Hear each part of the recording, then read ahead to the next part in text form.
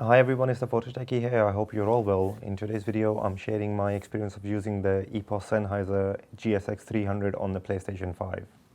Yeah, so it's cost £70 here in UK. All you get is a sound card, a very basic USB-A to micro USB 4-foot long cable, and a quick start guide. That's about it. There are no cables or adapters in the box, and nowhere on the box it states that it's compatible with the PlayStation. Even on the website it doesn't say that it's compatible, but I did read one of the frequently asked questions on the EPOS website which said you could get some basic functionality out of the PlayStation on this. This is made for the PC, they say, because you need the EPOS gaming suite to get all the features that this is designed for. Like this button doesn't even work on PlayStation. It's for like preset or the 7.1 surround sound. There is no on-off switch. So once you connect to the PlayStation, it just works. The light will turn on. There is a blue LED in here. The volume control knob on the PlayStation doesn't control the system volume, but it will control its own volume. And once I plugged it in, it was picked up straight away. I was able to see it in the audio inputs for the microphone. It showed USB GSX300. The audio out, it showed USB GSX300. So at the back, if you look at the connectors, we have a separate one for the headphones, separate one for the microphone. And then, of course, we have the micro USB for connection and power. If you have a normal headset like the Nova One or the normal cable from the H6 Pro, which is the TRRS cable, and if you just have the single jack, if you put it in the headphone socket, you will get the audio, but your mic won't work, so you do need a splitter. Now, H6 Pros do come with a cable in the box that has the splitter. So that's a good thing if you have something like that. Or if, let's say, if you are using the HD598s with a mod mic, so they will have their separate connectors, and you could use this. So yeah, connecting wise, you do need to bear in mind that it does need a splitter. And one thing straight away was, so when you plug this in, the volume, the sound card's volume is like at 50%. So you have to spin it. It's like a, infinite spinning wheel. It doesn't stop. So you have to make sure that you make it loud enough, like 100% on this one. There is no way of telling what percentage this is. You just have to spin it. It doesn't control the system volume. The other thing, which was very noticeable straight away. So when I plug this in, usually play with my brother in a party chat and some other friends, and everyone commented they thought that I had a new, better mic. They were like, whoa, did you get a new headset? I was like, no, it's the H6. They said, oh, it sounds different. And if I check it on the PC, I couldn't tell what the difference was. So what I did was I recorded a voice message as a message, and I recorded it once using the controller, and I recorded it once using this, and I realized what the difference was. The controller feels very compressed, like I'm in a box, and this one feels very open. So there is definitely that. You'll definitely get a better mic sort of audio going out of this. Now, when it comes to sound quality, like I said, you were able to enable 3D audio, which is amazing.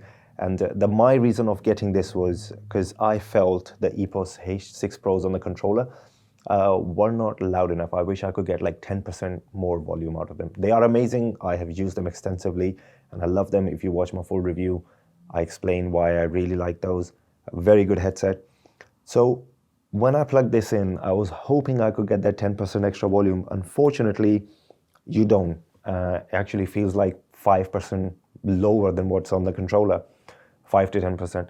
Now, I don't know if it's actually lower, because one thing that happens when you use this is it feels like the soundstage just got wider. And the volume low thing I'm talking about is actually not all of the volume, is just the peaks. So in Call of Duty, if you're doing a headshot or something, that extra sort of like loud sound, you get like a hit marker sort of thing to tell you that you had a headshot.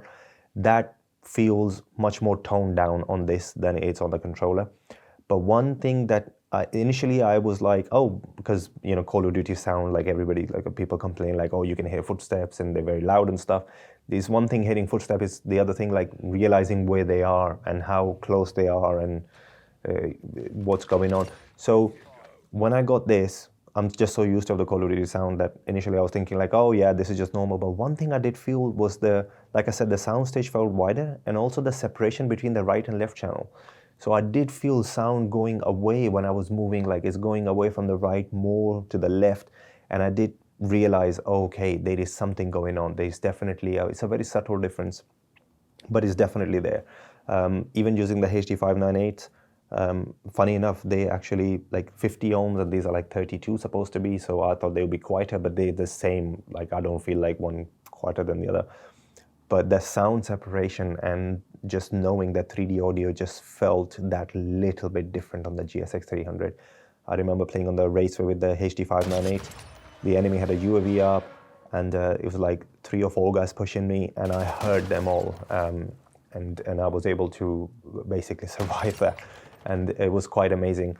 Playing with the H6 Pro on this one, on the crossing map, it's like this funny thing. I was like very close to the enemies and I was sort of like crouched behind a car and I heard 3 of them like come very close to me and I knew how they were gonna go. I let them pass me and then I sort of like took them out from the back. It was quite funny actually, like how this could be like, you know, cheat codes and stuff. You know, some people say is just too much, but yeah, I did think initially when I was playing I was like, oh yeah, that's the experience I get from the controller as well. But I felt the difference when I went back to the controller. So when I plugged the H6 back to the controller, started playing, I was like, okay, there is definitely a little difference. It's louder. It's like it feels like 5 to 10% louder. But that separation that I was talking about, it's like little things that are going on. You know, if they have an enemy kill streak up or whatever, that audio separation between right and left, it's actually quite pronounced on the GSX than it is on the controller. I don't know what that is. I don't know if it's a compression or whatever, but yeah, it's there. Now, is it worth £70? So let's talk about that. Should you spend, if you have a wired headset, £70 for this, which is not officially supported? Personally, I think not. I think £70 is a lot of money to just get a little bit of a boost to the mic and a bit of an edge in the sound. I just, because if you think about it, if you already have £150 for this one, then that's too much. So I don't think so. But sometimes EPOS will do deals where they will give this to you for free.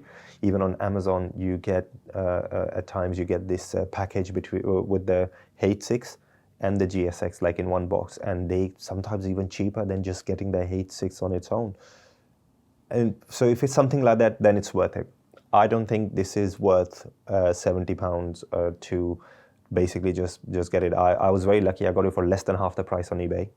So very, very lucky.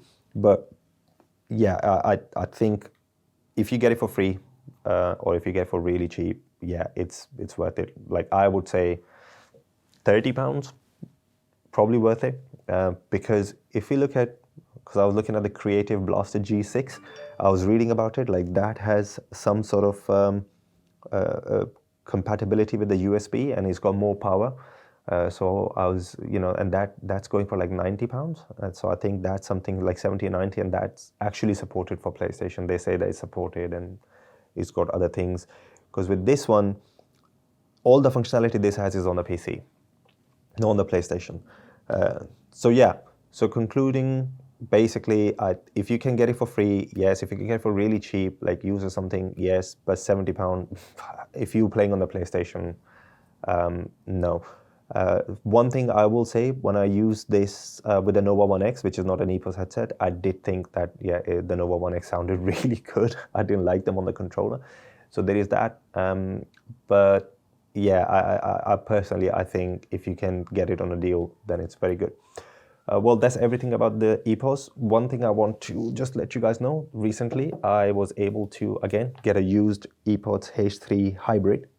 And I want to do, so this is a closed back and it's got the Bluetooth and the USB and stuff. But this just came a couple of days ago. So I'm going to be making a video comparing this with the EPOS H6 Pro. So please keep an eye out for that. And also, like, I'll be touching up on the open back and closed back and for the consoles. So I don't do PC gaming. So this is all on the consoles. Lastly, thank you to everyone who subscribed. It means a lot. I can't believe I have over 540 subscribers now. Thanks a lot for that. And thank you so much for watching this video. Hopefully, I'll catch you in the next one. Bye.